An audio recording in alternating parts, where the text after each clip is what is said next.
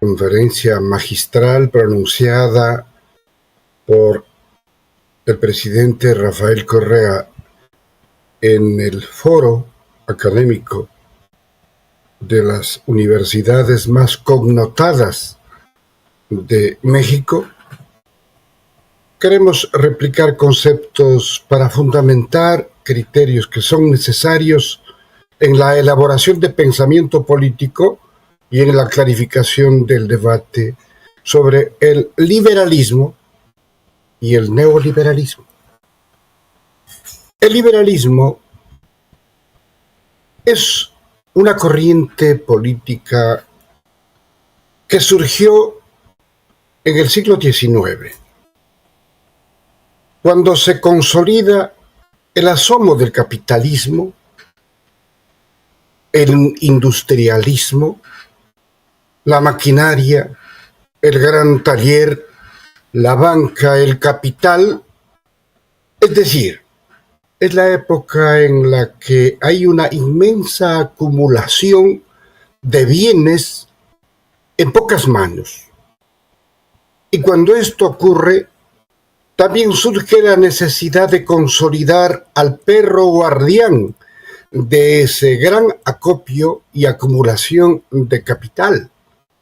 Y es entonces cuando nace el Estado como una entelequia que precisamente tiene una misión para el neoliberalismo moderno, pero para el liberalismo esa misión consistía en proteger sus bienes y sus privilegios, y a eso le llamaban libertad. Es decir, acumularon toda la riqueza que significó la explotación y la creación en serie de millones y millones de pobres, y cuando esa acumulación se convirtió en un tesoro que había que proteger, gritaron la palabra libertad para guardar lo que habían acumulado en forma inmoral y antiética mediante un procedimiento de explotación,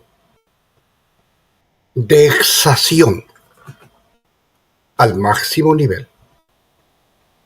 Entonces sí, este grito de la palabra y el concepto de libertad fundamenta lo que daba en llamarse el liberalismo, que en nuestra patria tuvo un asomo excepcional a través de la Revolución de Alfaro, pero que en tiempos de conclusión del siglo XIX e inicios del XX significó una auténtica revolución transformadora que antes de la Revolución Ciudadana era realmente emblemática porque había significado ponerle el Estado al servicio de la sociedad, la división de la Iglesia y el Estado, la educación laica, la obra pública, la fundación de institutos e instituciones educativas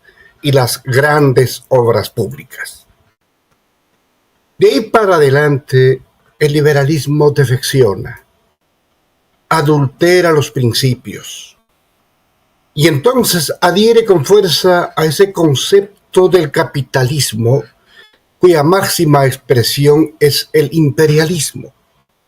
Y entonces el neoliberalismo es la modernización de los pretextos, de aquellos que acumulan, primero acumularon, luego lo heredaron y acumularon esa riqueza, y el neoliberalismo no es otra cosa que la consolidación de esas distorsiones de la economía social, de la economía política, de la distribución equitativa de la renta de los pueblos y estados, de tal manera que buscan por todos los medios proteger, justificar, poner primero al capital por sobre el ser humano.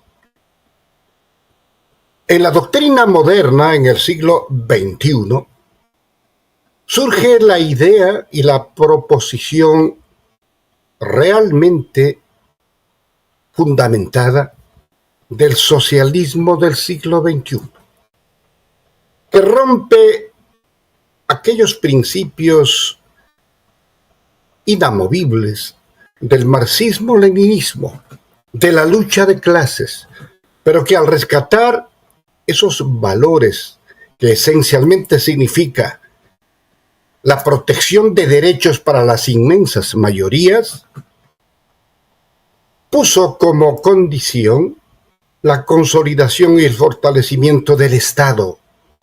El Estado como el ente rector de todas las actividades públicas, reguladoras inclusive de las actividades privadas. Establece la responsabilidad de todos quienes ejercen una función pública o privada. Garantiza a ese capital. Le da un apoyo a la inversión, pero al mismo tiempo fortalece los derechos y protege las garantías de las grandes mayorías que en esa relación obrero, patronal, empleador, trabajador, en esa relación desigual, entiende claramente que el Estado tiene una función protectora precisamente para la búsqueda de una sociedad equitativa, solidaria, entre iguales, de tal manera que ese capital que surge del trabajo social, de un capital, sí, unido a la fuerza del trabajo, solo así genera riqueza, con estos dos elementos de la producción, capital y fuerza de trabajo. Igual deberían repartirse el fruto de ese esfuerzo compartido, pero no ocurre aquello. Todo se lleva el dueño del capital. ¿Y a quién concurre con su elemento de la producción, que es la fuerza del trabajo? Únicamente le asigna un salario insuficiente, un salario que lo regatean, y de esa manera consumen y consuman una injusticia social que el país y el mundo ya no soportan. Es decir, ¿hasta qué punto es un incentivo seguir trabajando con la misma fuerza de producción para generar riqueza ajena? Cuando hay un Estado secuestrado por el neoliberalismo y concebido para proteger privilegios y canonjías, esto solamente consolida, genera y expande una mayor desigualdad de la que los explotados adquieren conciencia. Aquí los bemoles, aquí la tarea de la prensa libre e independiente, pretendiendo distorsionar estos principios que de por sí cada vez son menos convincentes, porque simplemente la práctica les desmiente. Y por eso es que no entendemos cómo es que hoy nos convoquen a una consulta precisamente para afectar esos mínimos derechos, para arriar el salario y convertirlo en un pago por horas, sin compromisos, sin estabilidad, sin la figura patronal que tiene obligaciones frente a un Estado y frente a los connacionales. Y nos quieren vender la idea que pagando por horas, eliminando la estabilidad y con una modalidad de contratos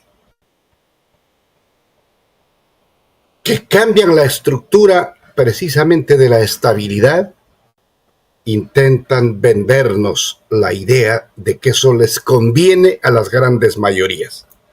Cada vez tienen menos razón para sus argumentos falaces.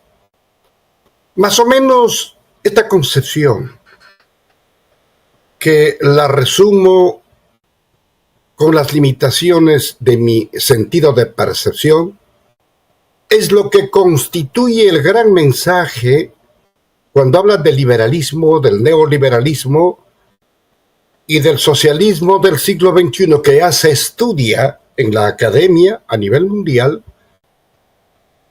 Es lo que hace en sus conferencias magistrales Rafael Correa, a quien acá los odiadores incrementan su odio porque es algo que les nutre diariamente. Sin ello no pueden vivir.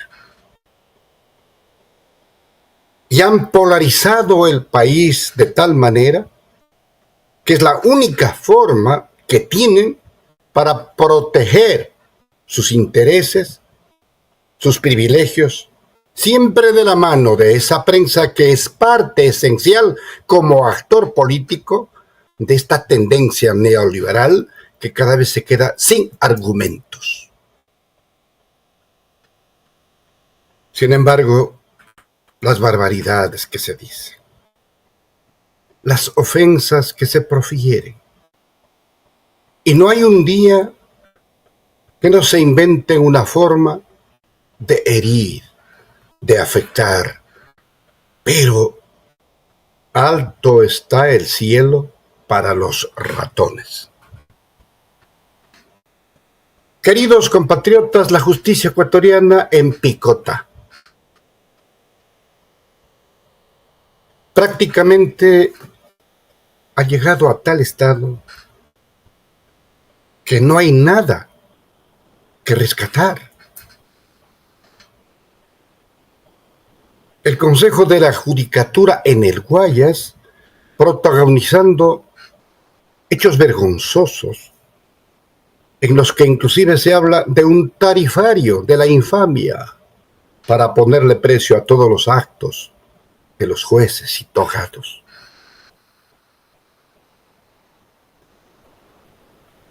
Una ex directora del Consejo de la Judicatura del Guayas, encargada de la administración y la disciplina de la función judicial a su cargo, asoma con una risita bastante chocante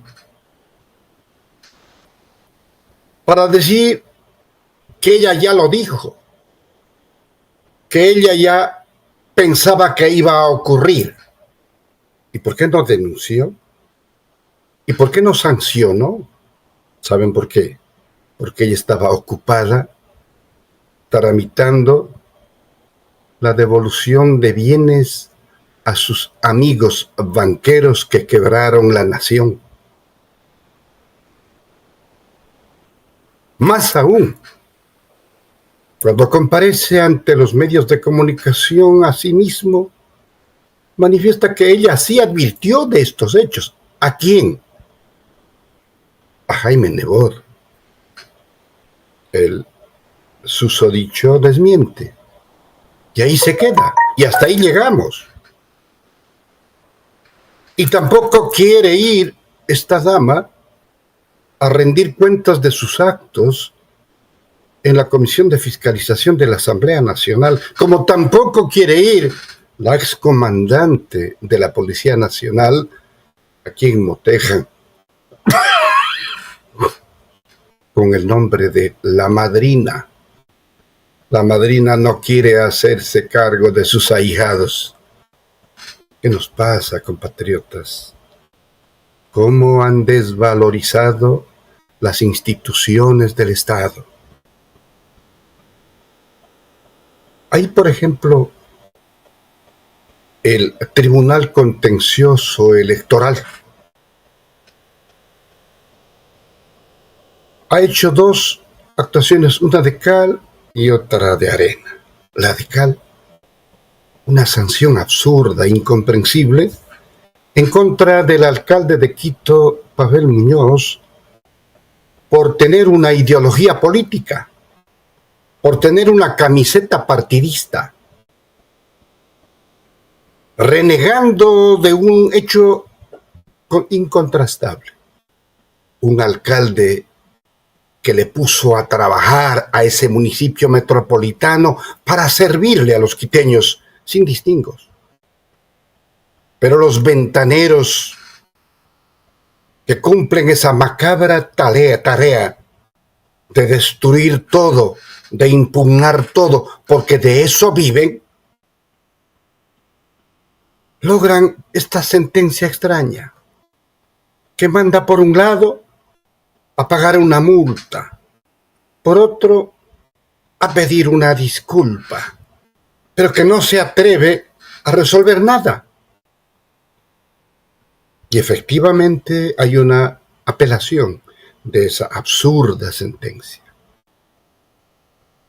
Y la otra de arena de el Tribunal de lo Contencioso Electoral es que resolvió establecer responsabilidades en la actuación, en la interferencia que cometió el excontralor general de la Nación, Pablo Celi, aquel colosal odiador e instrumento de los traidores, cuando exigió la eliminación del movimiento de la Revolución Ciudadana para excluir a más del 50% de ecuatorianos, hombres y mujeres, del ejercicio de sus derechos políticos de elegir y ser elegidos. Acaba de ser declarado responsable de esa interferencia en una función del Estado como la electoral, con una considerable multa y excluyéndole del ejercicio de sus derechos civiles y políticos. Una de cal y otra de arena. Esto debió haberse pronunciado a su tiempo. Nosotros dijimos que la interferencia del Contralor significaba un delito flagrante que debió ser juzgado de inmediato por la función electoral. No lo hicieron. Lo hacen tardíamente. Pero una vez más nos dan la razón de aquello que se ha convertido en la razón de ser de la politiquería, la persecución y el odio. Odio que llega a extremos realmente increíbles. Imagínense, compatriotas, el terremoto de Manabí también está en tela de duda, no existió. Por consiguiente, las obras de recuperación, de rehabilitación de esa provincia afectada por un sismo que terminó con vidas, que destruyó estructuras físicas. Y a quien, en el cumplimiento de su tarea como segundo mandatario del país, construyó obras al estilo de la Revolución Ciudadana en la década ganada, le juzgan, le enjuician y le condenan. Acaban de negarle una apelación y con ella, con esa negativa, salieron desesperados dizque a cuidar las fronteras y se olvidaron de algo elemental. Jorge Glass Espinel es huésped de la Embajada de México en Quito y espera el pronunciamiento de ese país amigo respecto a su solicitud de asilo político, porque sabemos que él es víctima de una persecución política, pero el odio les omnibula, les enceguece. Allá ellos.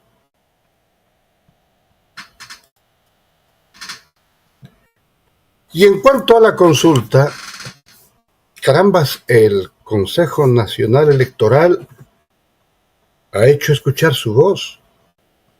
Ha manifestado que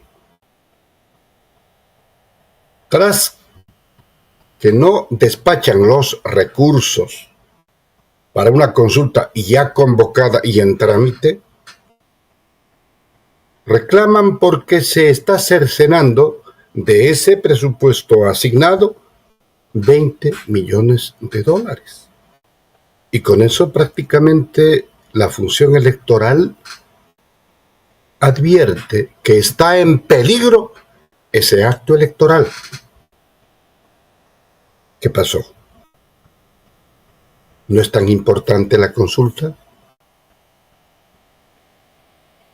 Y precisamente hoy se publicó en el registro oficial, entre otros conceptos de la ley económica urgente, la vigencia del nuevo IVA, impuesto al valor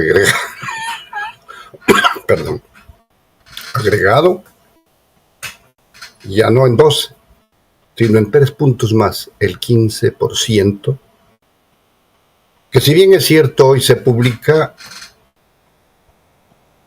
el cobro del impuesto debería iniciarse como se dispone el 1 de abril próximo.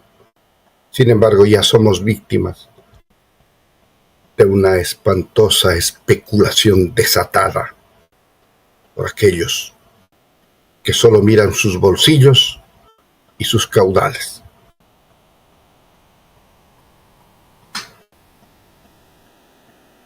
Nos dijeron que había que tomar partido sobre una disyuntiva. O el IVA al 15% o las vacunas.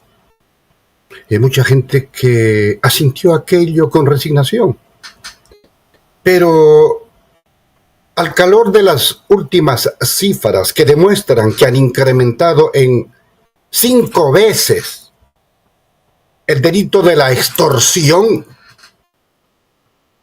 que es quizá lo que más afecta al sector productivo, particularmente en la costa, no está por demás que muchos dicen que nos hemos quedado con el IVA al 15% y con las vacunas. Queridos compatriotas, no hay mucho espacio para el optimismo. Cada vez somos testigos de una serie de actos que nos llenan de tristeza, de desaliento. Es la construcción psicológica de los neoliberales. Nos dijeron que necesitan de urgencia el incremento del IVA para financiar el conflicto armado interno. Y total, que lo único que estamos es sometidos, obediente y mansamente a los dictados de los chulqueros internacionales y su recetario tremendo, hambreador, que busca la eliminación al máximo del Estado como tal, para proteger los intereses de los grupos poderosos. Al mismo tiempo, es el condicionamiento para merecer otro crédito, otro préstamo que incrementa al infinito nuestra impagable deuda externa.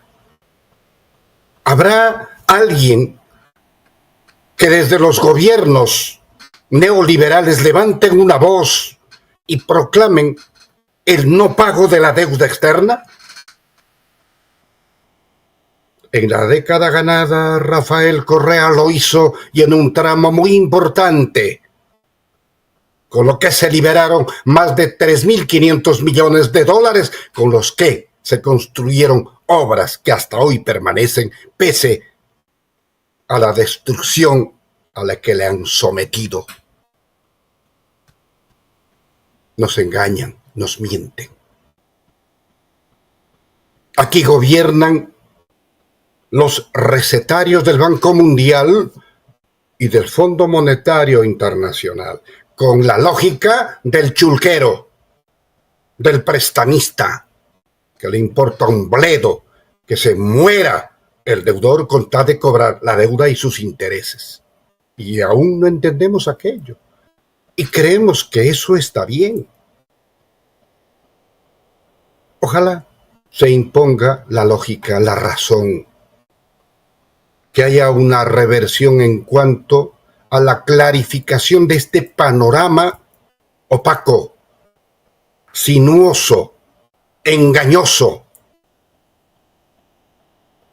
aupado por una fuerza inopinada, arbitraria, abusiva, como es el poder mediático, pautado, que busca por todos los medios destruir todo vestigio de progresismo, de avance social, de reconocimiento de derechos y garantías, y no tienen el menor empacho en impulsar y apoyar la violación de esas garantías y derechos.